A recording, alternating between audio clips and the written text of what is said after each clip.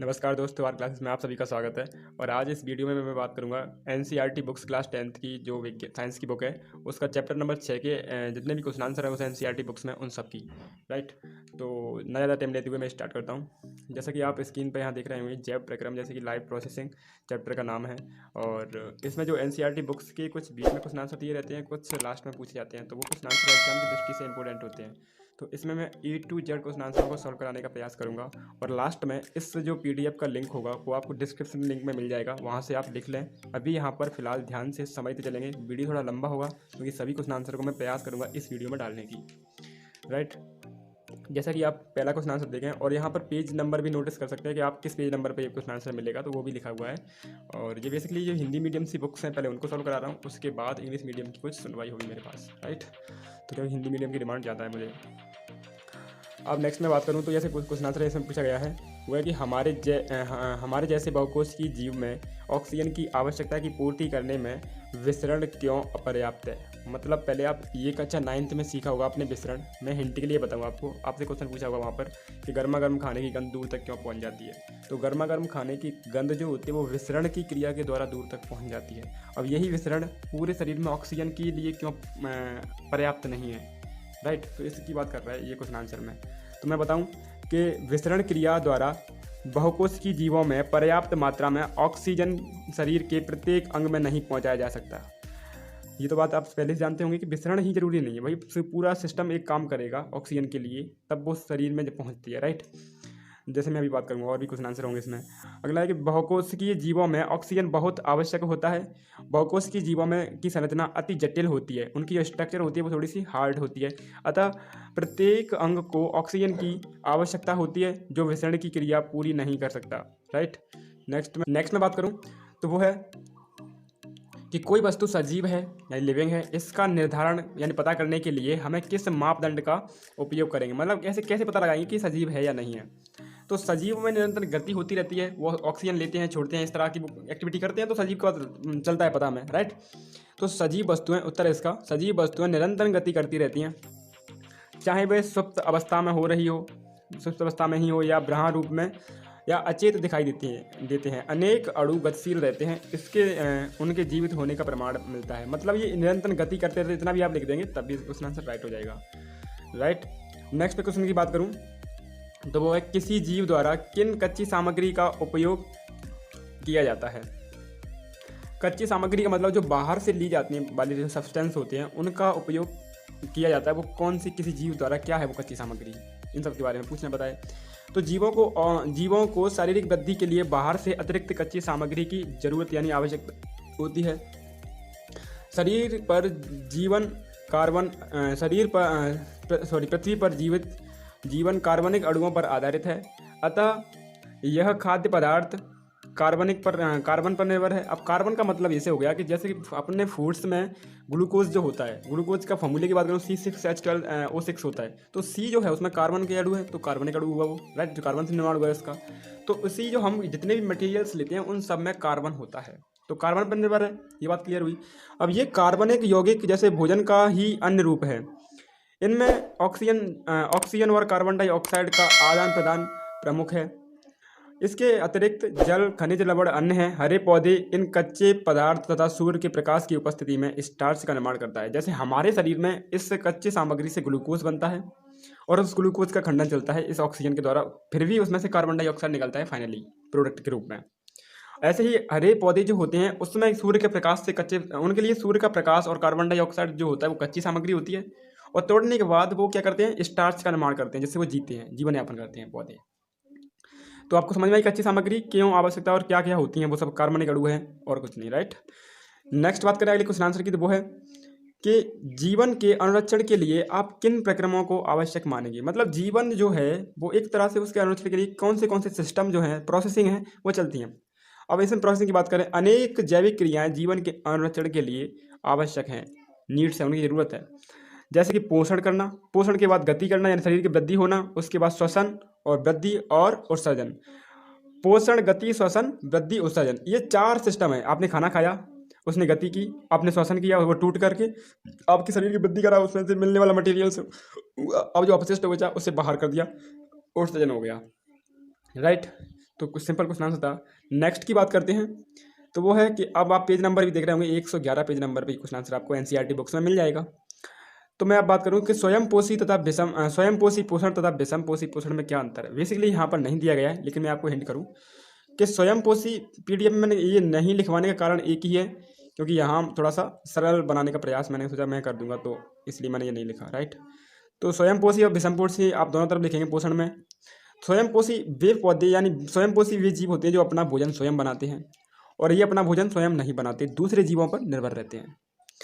इसमें क्या होता है, ये सूर्य के प्रकाश तथा कार्बन डाइऑक्साइड से निर्भर होते हैं, और ये अन्य जीवों पर निर्भर होते हैं जो पहले से भोजन बनाकर मतलब रहते हैं, मतलब पहले से भोजन बना के कंप्लीट रहते हैं, उन पर निर्भर रहते हैं। दूसरा, इनके लिए कार्बनिक अणुओं से पर आधारित इनका जीवन, और इनका जो जीवन है वो सूर्य के प्रकाश पर आधारित है, राइट। नेक्स्ट बात करें, इनमें हरे पौधे प्लांट्स जीव आते हैं, और इनमें जो होते हैं वो जीव जंतु वगैरह आते हैं। इसमें कुछ पौधे भी आते हैं, जैसे वो कीट बच्ची वगैरह पौधे होते हैं, इसमें भी आ जाते हैं। विषम पोषी कीटों पर निर्भर रहते हैं वो अपना भोजन के लिए, राइट। तो ये बेसिकली लिखने के लिए ऐसा कुछ भी नहीं था। अगर ये आगे क्वेश्चन आंसर आएगा तो मैं और डिफाइन करूंगा इसको, है क्वेश्चन आंसर आगे आपको पूछेगा, इसलिए मैंने यहाँ पर टच राइट नहीं करवाया, राइट। नेक्स्ट बात करूँ क्वेश्चन आंसर की, प्रकाश संश्लेषण के लिए आवश्यक कच्ची सामग्री पौधा कहाँ से प्राप्त करता है। कितना सिंपल क्वेश्चन है। कच्चा 6 से उठाया गया है प्रकाश संश्लेषण, और कच्चा 10, 12 और बीएससी लेवल में भी चलता जा रहा है, राइट। तो शिक्षा एक सीढ़ी की तरह है, अगर आप पिछली सीढ़ियों को छोड़ देते हैं तो आपको आगे चलने में दिक्कत होगी, बहुत ज़्यादा कुछ मशक्कत करनी पड़ेगी आपको। और एक शिक्षा के लिए मैं बताऊँगा, एक तरह से सीढ़ी, जैसे फर्स्ट, सेकंड, फोर्थ, इस तरह से सीढ़ी है, और आपको पढ़ना ही पड़ेगा। अगर आप कुछ बड़ा करना चाह रहे हैं तो पढ़ना ही पड़ेगा। अगर आप पास होने के मटेरियल से पढ़ रहे हैं तो फिर इस चैनल से जाइए भाई, और आपके लिए सजेशन है कि आप सीरीज लीजिए, उससे पढ़ लीजिए, राइट। यहाँ पढ़ने वाले बच्चे चाहिए मुझे।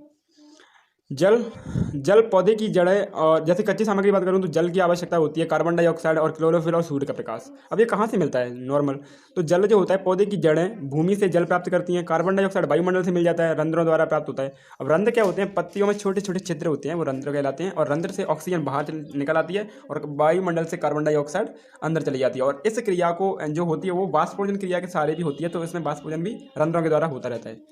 क्लोरोफिल क्या होता है, हरे पत्तों में क्लोरोप्लास्ट होता है जिसमें क्लोरोफिल मौजूद होता है बस, और इससे क्या होता है, हरा कलर हो जाता है पौधे का, राइट। सूर्य का प्रकाश सूर्य से ही प्राप्त होता है। तो कच्ची सामग्री था, कितना सिंपल क्वेश्चन आंसर था कि कच्ची सामग्री क्या है पौधे के लिए, तो ये सब है, जल, कार्बन डाइऑक्साइड और क्लोरोफिल और सूर्य का प्रकाश। अब आता है ये इंपॉर्टेंट क्वेश्चन आंसर है, हमारे आमाशय में अम्ल की क्या भूमिका है। हमारा जो स्टोमच यानी पेट जो होता है उसमें हाइड्रोक्लोरिक अम्ल जो होता है उसकी क्या ज़रूरत है, क्यों बनता है वो सब। तो वैसे भोजन को तोड़ने के लिए बनता है, बेसिकली बात करूँ मैं तो। अब लिखना कैसे है, तो हमारे आमाशय में हाइड्रोक्लोरिक अम्ल उपस्थित होता है। यह अम्ल आमाशय में अम्लीय माध्यम का निर्माण करता है। इसी की मदद से एंजाइम अपना कार्य करता है। हाइड्रोक्लोरिक यानी HCl अम्ल हमारे भोजन में उपस्थित रोगाणुओं को नष्ट करता है, तथा HCl अम्ल आमाशय में भोजन को पचाने में सहायता करता है। मतलब कि भोजन पेट में आया तो उसको सरल अणुओं में तोड़ देगा, और इसमें जो एंजाइम होते हैं, लाइपेज एंजाइम, ट्रिप्सिन एंजाइम, वो एंजाइम काम करते हैं अपना, और इसके बाद जो बैक्टीरिया जो आते हैं उन बैक्टीरिया को नष्ट कर देता है ये भोजन से, राइट, नष्ट कर देता है भोजन से। अब नेक्स्ट क्वेश्चन की बात करें तो वो है कि पाचक एंजाइम का क्या मतलब कार्य है। जो एंजाइम मैंने बताया कि इनका क्या कार्य है, अब आगे यही पूछ लिया उसने, तो बताऊंगा पाचक एंजाइम जटिल भोजन को सरल, सूक्ष्म तथा लाभदायक पदार्थों में बदल देता है। इस प्रकार से सरल पदार्थ छोटी आंत द्वारा अवशोषित कर लिए जाते हैं। मतलब पाचक एंजाइम होता है वो क्या करता है, सिंपल और सरल छोटे छोटे एटम्स में बदल देता है, और छोटी आंत बड़ी आंत के द्वारा जब वहाँ पर होता है तो छोटी आंत द्वारा इस सरल एटम्स को जो बचते हैं उनको अवशोषण कर लेता है ये सब छोटी आंत। तो एंजाइम बेसिकली जटिल पदार्थों को सरल में बदल देता है बस। नेक्स्ट क्वेश्चन की बात करें, टाइम बहुत हो जाएगा इस तरह से चलेंगे तो। पचे हुए भोजन को अवशोषण करने के लिए क्षुद्रांश को कैसे अभिकल्पित किया गया है। तो उत्तर देखें आप, तो पचा हुआ भोजन क्षुद्रांश में अवशोषित होता है। क्षुद्रांश के हजारों सूक्ष्म एल्गोनिमा एवं बिलाई होते हैं, इसी कारण इनका आंतरिक क्षेत्रफल बढ़ जाता है। क्षेत्रफल के बढ़ने से अवशोषण भी बढ़ जाता है, और यह अवशोषित भोजन रुधिर में पहुंच जाता है। ये बात क्लियर हुई कि अवशोषण के लिए क्षुद्रांश को कैसे डिफाइन किया जाए। तो अवशोषण के लिए क्षुद्रांश जो होता है उसके एरिया में जब भोजन आता है तो उसका एरिया बढ़ जाता है, तो उसका अवशोषण भी बढ़ता चला जाता है जो भोजन आता है उसका, और वो अवशोषण करके उस भोजन के जो एटम्स हैं उनको रुधिर में मिला देता है, खून में, राइट।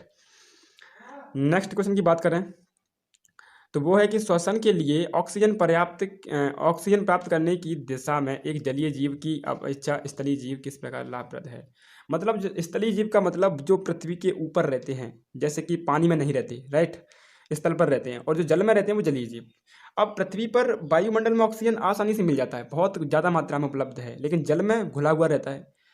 तो जलीय जीव जो होंगे वो जल से ग्रहण करेंगे तो उन्हें दिक्कत होगी घुली हुई ऑक्सीजन को ग्रहण करने के लिए, लेकिन स्थलीय जीव को आसानी से मिल जाएगी क्योंकि वो गैस के फॉर्म में है। यही उत्तर में लिखा हुआ है। तो वातावरण में ऑक्सीजन की पर्याप्त मात्रा पाई जाती है जो स्थलीय जीवों द्वारा आसानी से ले ली जाती है, परंतु जल में ऑक्सीजन की सूक्ष्म मात्रा होती है तथा वह जल में मिला हुआ होता है। अतः जलीय जीव इस मिली हुई ऑक्सीजन को लेने के लिए काफ़ी गति से सांस लेते हैं और ज़्यादा संघर्ष करते हैं, इसीलिए तो स्थलीय जीव लाभप्रद होते हैं। स्थलीय जीव का मतलब मनुष्य वगैरह जो जीव होते हैं, जीव जंतु वगैरह आते हैं, पशु भी आते हैं, पक्षी भी आते हैं, इस तरह से। नेक्स्ट मैं बात करूँ उसमें कि ग्लूकोज के ऑक्सीकरण से विभिन्न जीवों में ऊर्जा प्राप्त करने के विभिन्न पथ क्या हैं। मतलब ग्लूकोज से ऑक्सीकरण की ऊर्जा कैसे मिलती है, तो इस क्रिया को समझें। तो पहले तो ग्लूकोज जो होता है वो भोजन से प्राप्त होता है, और ऑक्सीजन के द्वारा जब टूटता है तो उसमें से कार्बन डाइऑक्साइड गैस निकलती है और ऊर्जा मिलती है, और उसी ऊर्जा से शरीर काम करता है, राइट। तो मैं बताऊं उत्तर लिखें तो मांसपेशियों में ग्लूकोज ऑक्सीजन की पर्याप्त मात्रा में ऑक्सीकृत हो ऊर्जा प्रदान करता है तथा ऑक्सीजन की कम मात्रा होने पर विचलित हो जाता है, तथा अगर ऑक्सीजन की कम मात्रा है तो लैक्टिक अम्ल का निर्माण होता है। अगर इस अम्ल के निर्माण होने से मांसपेशियों में दर्द होता है मनुष्य के या जीव जंतु के बनता है। तो जीवों की कोशिकाओं में ऑक्सीकरण पथ निम्न है। अब ये जीवों की कोशिकाओं में इस तरह से ऑक्सीजन के रास्ते हैं वो इस तरह से हैं, एक वायवीय श्वसन, एक अवायवीय श्वसन। वायवीय का मतलब जो हवा के द्वारा होता है, वायु में जो ऑक्सीजन वायु की उपस्थिति में होता है, और अवायवीय का मतलब जो वायु की उपस्थिति में नहीं होती है क्रिया। तो पहले वायवीय को देखते हैं, एरोबिक को देखते हैं, एरोबिक रेस्पिरेशन। इस प्रक्रम में ऑक्सीजन ग्लूकोज को खंडित कर जल तथा CO2 में खंडित कर देती है। ऑक्सीजन की पर्याप्त मात्रा में ग्लूकोज श्लेषित होकर 3 कार्बनिक परमाणु जैसे पायरुवेट के 2 अणु निर्मित करता है। ऐसे नेक्स्ट की बात करें अवायवीय की, तो ऑक्सीजन की अनुपस्थिति में यीस्ट में किण्वन की क्रिया होती है। यीस्ट क्या होता है, जैसे ब्रेड वगैरह बनते हैं उनमें काम आता है। यीस्ट में किण्वन की क्रिया होती है तथा पायरुवेट, एथेनॉल व CO2 का निर्माण होता है। मतलब ये था कि वायवीय में क्या बनता था, CO2 का निर्माण होता था और वो ग्लूकोज टूटता था, राइट। और इसमें इथेनॉल का निर्माण होता है और CO2 का निर्माण तो फिर बात की क्रिया होती है, सभी में होता है, राइट। नेक्स्ट बात करें तो ऑक्सीजन की कमी में लैक्टिक अम्ल का निर्माण होता है जिससे मांसपेशियों में क्रैम्प आते हैं, यानी दर्द का अनुभव होता है फिर। तो ये 3-4 चरण थे। इसमें जो ऑक्सीजन की जो रेपिटेशन चलती है, क्रिया होती है, वो होती है वायवीय, अवायवीय, और यहाँ पर तीसरा पॉइंट था लैक्टिक अम्ल वाला वो। नेक्स्ट क्वेश्चन की बात करें तो वो है कि मनुष्य में ऑक्सीजन तथा कार्बन डाइऑक्साइड का परिवहन कैसे होता है। मतलब हमारे फेफड़े जो रास्ता होता है, श्वसन तंत्र कैसे काम करता है एक तरह से, ये क्वेश्चन आंसर है इसका। तो मैं बताऊं, मनुष्य में ऑक्सीजन तथा कार्बन डाइऑक्साइड के परिवहन को श्वसन कहते हैं, ठीक है ना। यह प्रक्रिया फेफड़ों द्वारा संपन्न की जाती है, यहाँ भी लिख देंगे आप। फेफड़ों में सांस के द्वारा पहुंची हुई वायु में से हीमोग्लोबिन लाल रक्तकण, रेड RBC जिसे बोलते हैं, ऑक्सीजन को ग्रहण करके शरीर के सभी कोशिकाओं तक पहुंचा देता है। बेसिकली जो हीमोग्लोबिन होता है वो ऑक्सीजन को ग्रहण करता है और कार्बन डाइऑक्साइड को भी ग्रहण करता है बाद में, और हीमोग्लोबिन ही इसको परिवहन में काम लाता है, ऑक्सीजन को ले जाता है। बाद में जो कोशिकाएं छोड़ती हैं कार्बन डाइऑक्साइड को, तो उनको ला करके फेफड़ों तक रख देता है, जिससे वो नासाद्वार के द्वारा बाहर आ जाती है कार्बन डाइऑक्साइड, फिर से ऑक्सीजन लेता है और पूरे शरीर में फिर ले जाता है। तो हीमोग्लोबिन काम करता है इसका। तो इस प्रकार ऑक्सीजन शरीर के प्रत्येक अंग तक पहुंच जाता है। इसी प्रकार CO2 जो हमारे शरीर में ग्लूकोज के खंडित यानी टूटने से होकर के ऊर्जा में बदलने पर बनती है।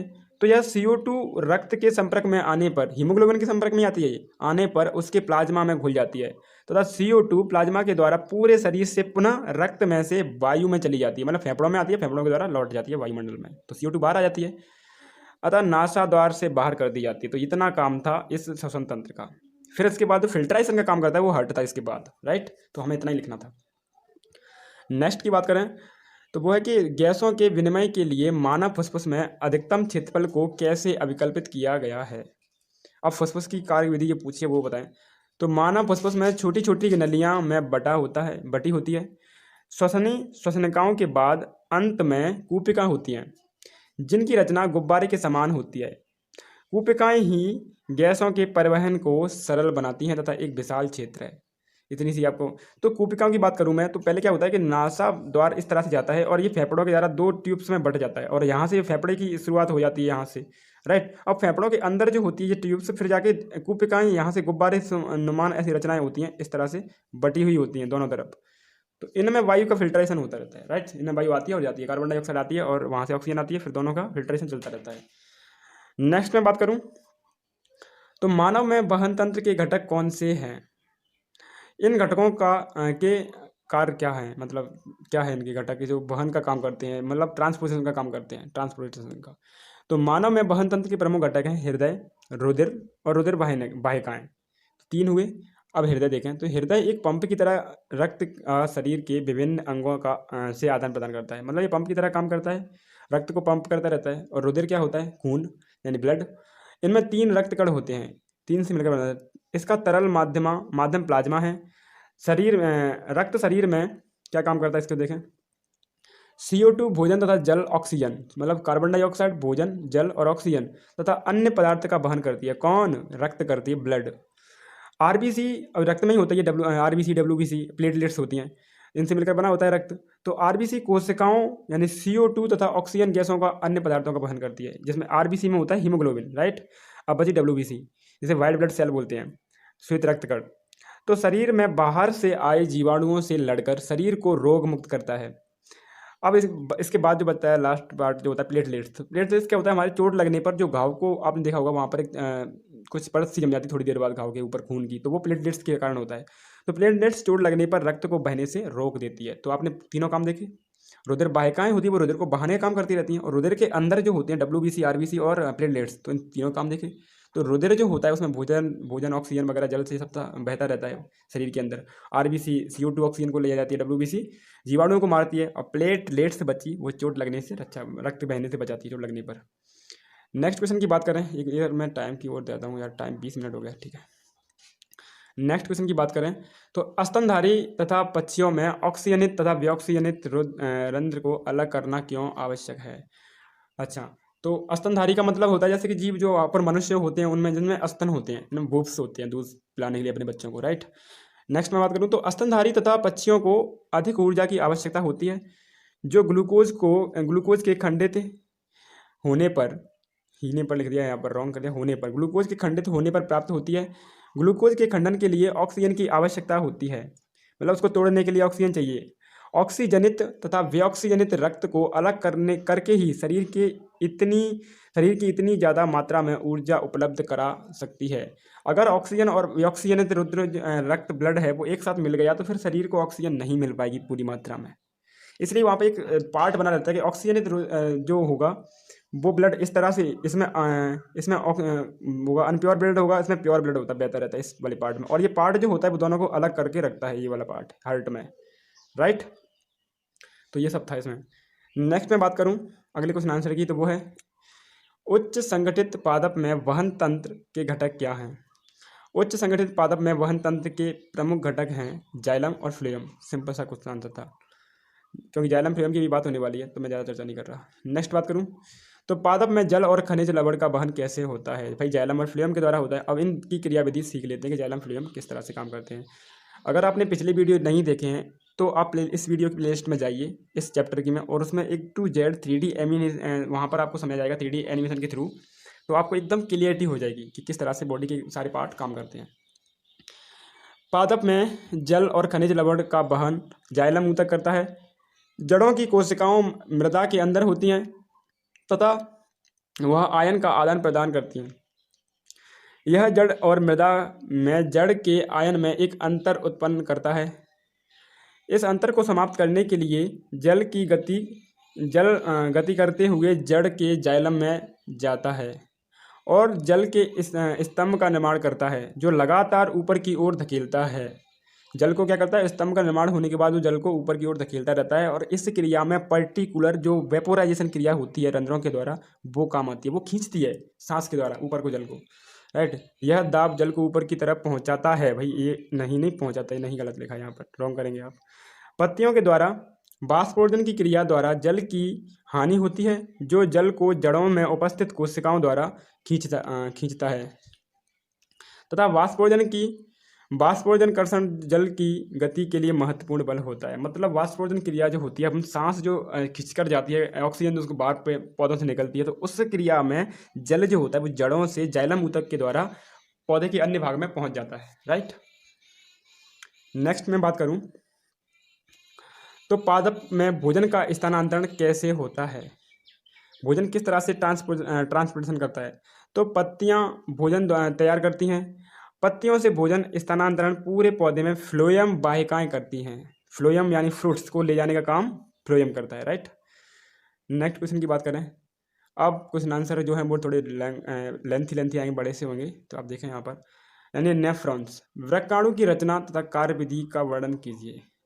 अब यहाँ पर मैंने टच नहीं कर पाई क्योंकि वृक्काणु के लिए मैंने पर्टिकुलर वीडियो बनाया था, तो उसमें मैंने एकदम और किसी क्लियरिटी किया था, पर मैं यहाँ पर समझाऊँ। आप एक पहले इस वीडियो को देखें तो आपको एकदम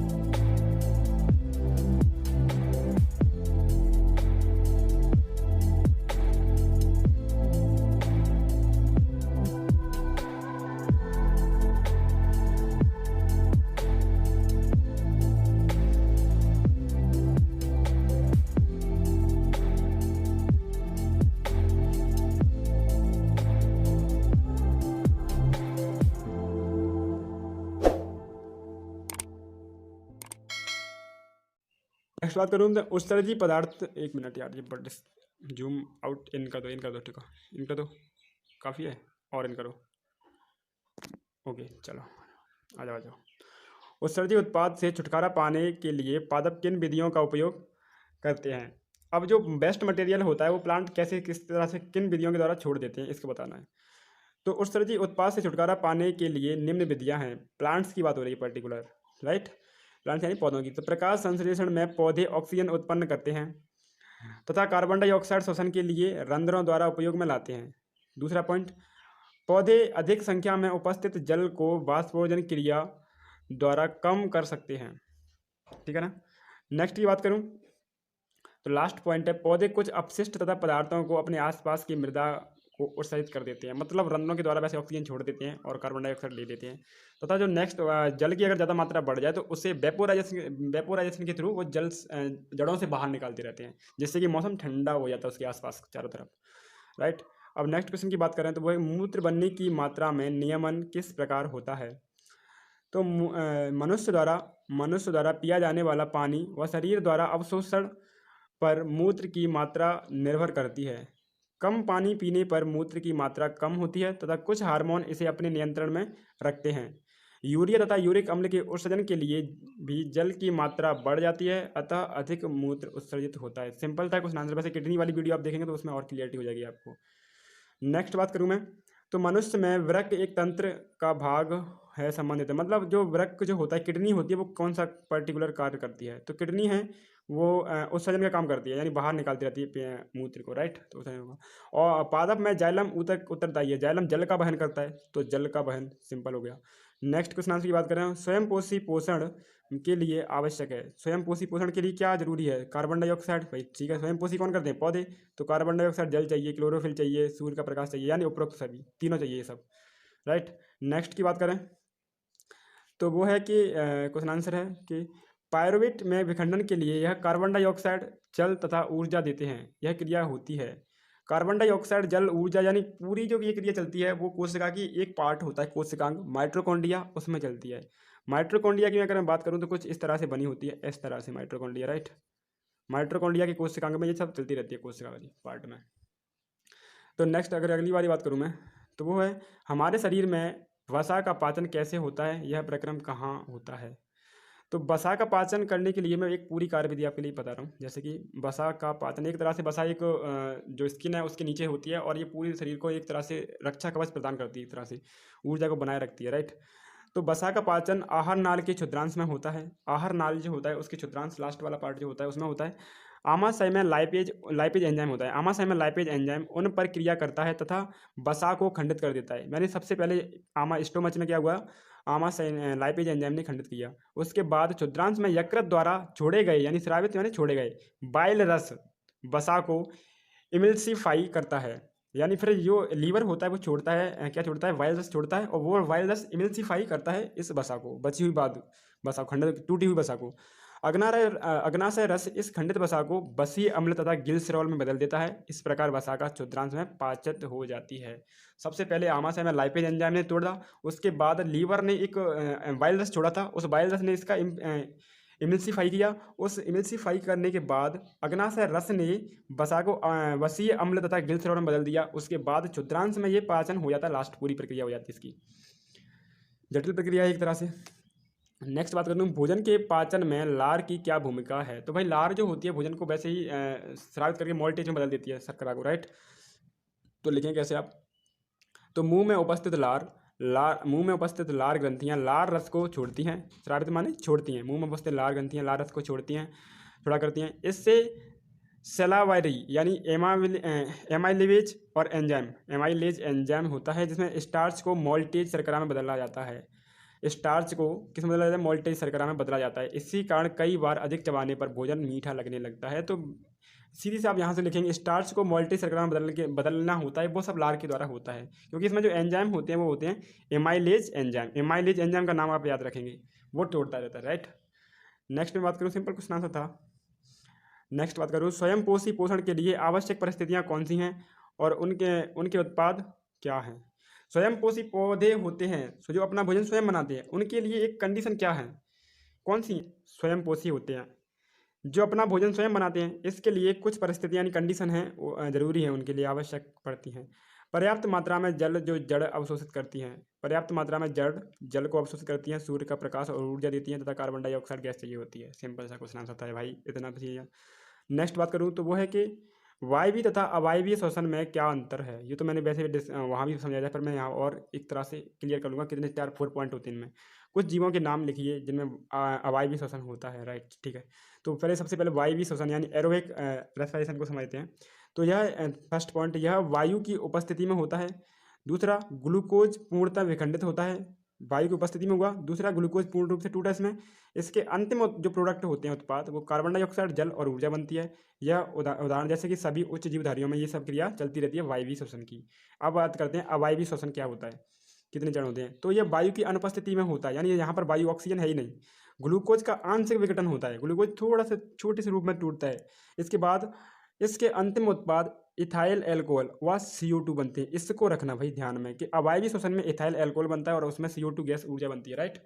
और जैसे कि ये क्रिया क्या होती है, यीस्ट में होती है और फीताक्रम जैसे जीवों में होती है। नेक्स्ट बात करें तो वो है कि गैसों के अधिकतम विनिमय के लिए किस प्रकार की अभिकल्पित है। मतलब गैसों को विनिमय किस तरह से गैसें चलती हैं शरीर के अंदर, वो उसकी अभिकल्पना जो है किस तरह से है। तो फेफड़ों की लास्ट वाला पार्ट जो होता है कूपिकाएं, उनका रोल होता है मेनली। नेक्स्ट बात करें यहाँ पर तो उसका जो आंसर है, तो कूपिकाएं अपने गुब्बारे नुमान आकार के कारण वायु के आदान प्रदान को सरल बनाती हैं और सतही क्षेत्रफल की वृद्धि करती हैं। वायु भरने पर ये कूपिकाएं फैल जाती हैं तथा फुसफुस में परिवर्तित हो जाती हैं, राइट। मतलब इनका गुब्बारे जैसी संरचना होती रहती है, फूलती और पिचकती रहती है बार बार, वो उनका रोल होता है कूपिकाओं का। तो सिंपल क्वेश्चन आंसर है। नेक्स्ट की बात करें 10 क्वेश्चन आंसर है, वो है कि हमारे शरीर में हीमोग्लोबिन की कमी से क्या परिणाम होंगे। भाई हीमोग्लोबिन का काम होता है ऑक्सीजन को ले जाना शरीर के सभी भागों में और वहाँ से कार्बन डाइऑक्साइड को फेफड़ों में लाना, ये सब काम होता रहता है। अब अगर ये कमी होगी तो क्या होगा इसके अंदर, राइट। तो हीमोग्लोबिन हमारे शरीर में ऑक्सीजन का वहन करता है तथा लाल रक्तकण यानी RBC में यदि इसकी कमी मात्रा कम हो जाती है तो शरीर के अंगों को सुचारू रूप से ऑक्सीजन नहीं मिल पाती है, जिससे भोजन का ऑक्सीकरण पूर्णतः नहीं हो पाता है। इससे ऊर्जा में कमी आती है तथा थकावट उत्पन्न होती है। इसकी कमी से व्यक्ति एनीमिया से पीड़ित हो जाता है, राइट। हीमोग्लोबिन की कमी से एनीमिया से पीड़ित हो जाएगा और ऑक्सीजन की कमी जो ट्रांसफर कर रही थी हीमोग्लोबिन, वो कमी हो जाएगी बॉडी में, तो थकान भी महसूस होगी। सिंपल था। नेक्स्ट क्वेश्चन की बात करें तो मनुष्य में दोहरा परिसंचरण की व्याख्या कीजिए, यह क्यों आवश्यक है। दोहरा परिसंचरण का मतलब ब्लड का 2 बार हार्ट में आना, ब्लड का 2 बार हार्ट में आना, एक बार शुद्ध रूप से और एक बार अशुद्ध रूप से, दोनों रूप से आना।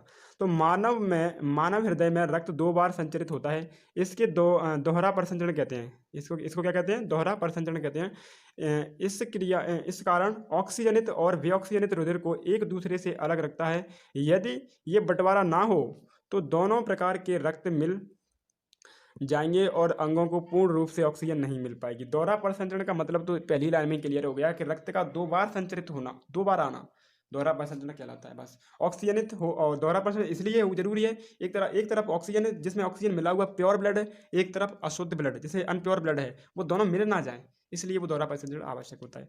नेक्स्ट क्वेश्चन की बात करते हैं, तो वो है कि जाइलम तथा फ्लोएम, जाइलम तथा फ्लोएम में पदार्थ का वहन में क्या अंतर है। जाइलम फ्लोएम में बेसिकली अंतर पूछा है, तो बताएं जाइलम द्वारा पदार्थ का वहन होता है कैसे, क्या होता है। जाइलम इनमें जल तथा खनिज लवणों के ऊपर मुखी तथा में वहन करती है, यानी ये जल को ऊपर की ओर ले जाती है जड़ों से, बस ठीक है। इनमें जल तथा लवण का संवहन दाब बाष्पोर्जन के कर्षण के द्वारा होता है, यानी वेपोराइजेशन की क्रिया होती है, वो मुख्य काम करती है इसमें जल को ऊपर ले जाने का।